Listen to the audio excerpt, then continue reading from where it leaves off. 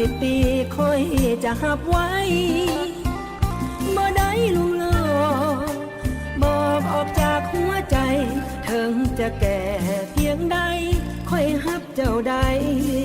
เสมอบ่าวแก่แบบเจ้ายังบ่ทันเท่าดอกเด้อสาวน้อยไม่ลุ้นได้เจอต้องหลงละเมอเพ้อใจอยากบอกว่าฮักทักทายกับพ่อ3 วัยอย่าสู่ฟ้าวน้อยใจผู้ใดว่าเจ้านั้นแก่บ่าวแก่มีความดีเลิศล้ำผู้จากวัฒนธรรมของลาวเฮามาก่อนสอนลูกสอนหลานประเพณีและฮีตของเห็นแล้วน่ายกย่องก็นวลละออบ่าวแก่อบอุ่นใจหลายเมื่อได้ทักทายกับเจ้าบ่ว่าน้อยหรือเท่าก็หลงหักเจ้าทั้งนั้นสร้างมีน้ำใจบ่มีภัยเทียบเปรียบทันคอยนี่ขอ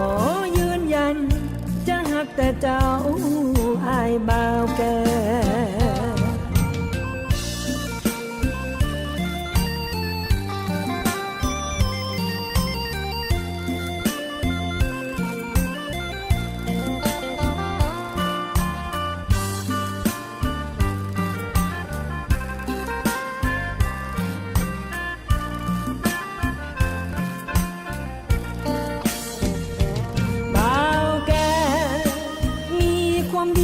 ล้ำผู้จากวัฒนธรรม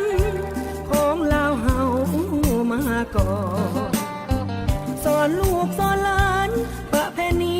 และฮีตของเห็นแล้วน่ายกย่องก็นวลละออ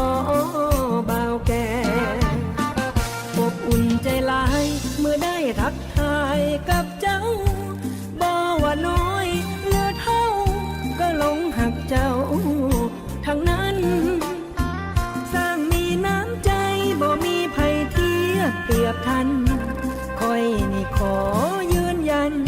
จะหักแต่เจ้า